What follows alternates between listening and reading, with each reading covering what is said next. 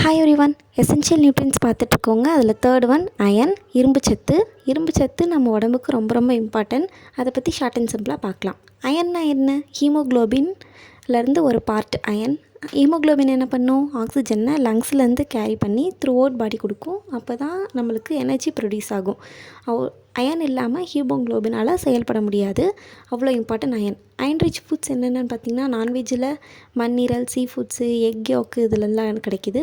வெஜ்ஜில்னு பார்த்திங்கன்னா கீரை வகைகள், nuts and seeds, dry fruits இதுலேருந்துலாம் கிடைக்கிது. அயன் ரிச் ஃபுட்ஸ் எப்பயும் எடுக்கும்போது விட்டமின் சி, சிட்ரஸ் ஃப்ரூட்ஸ் கண்டிப்பாக எடுக்கணும். அப்போ தான் அப்சார்ப்ஷன் இருக்கும். பெனிஃபிட்ஸ் என்னென்னு பார்த்திங்கனாக்கா, ஆக்சிஜன் ட்ரான்ஸ்போர்ட் பண்ணுறதுக்கு, எனர்ஜி ப்ரொடியூஸ் பண்ணுது, இம்யூன் சிஸ்டம் சப்போர்ட் பண்ணுது, மெமரி பவர் இன்க்ரீஸ் பண்ணுது, ப்ரெக்னென்சியில் சப்போர்ட் பண்ணுது, ஸ்கின் அண்ட் ஹேர் ஹெல்த்தியாக வச்சுக்குது, ஸ்லீப் இம்ப்ரூவ் பண்ணுது, அயன் டிஃபிஷியன்சி அனிமியாவை ப்ரிவென்ட் பண்ணுது. ப்ரெக்னென்சியில் ரொம்ப ரொம்ப இம்பார்ட்டன்ட் அயன். ஏன்னு பார்த்திங்கன்னா, ப்ரெக்னென்ட் அப்போது ப்ளட் வால்யூம் இன்க்ரீஸ் ஆகும். அப்போது ஹீமோக்ளோபின் அதிகமாக இருக்கும். அப்போ அயனும் அதிகமாக தேவைப்படும். பேபியோட பிரெயின் டெவலப்மெண்ட்டுக்கு ரொம்ப இம்பார்ட்டண்ட்டாக இருக்குது. அது மட்டும் இல்லாமல் டெலிவரி அப்போ ப்ளட் லாஸையும் ப்ரிவென்ட் பண்ணுது. இந்த இன்ஃபர்மேஷன் யூஸ்ஃபுல்லாக இருந்துச்சுன்னா லைக் பண்ணுங்கள்.